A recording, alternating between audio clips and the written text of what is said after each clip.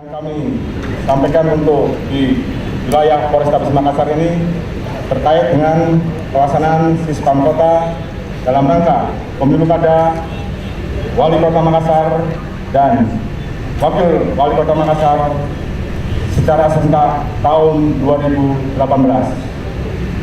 Untuk mempersingkat waktu, kami sampaikan kepada seluruh peserta untuk menempati posisi dan tempat serta sesuai dengan peran dan tugasnya masing-masing. Kami persilakan.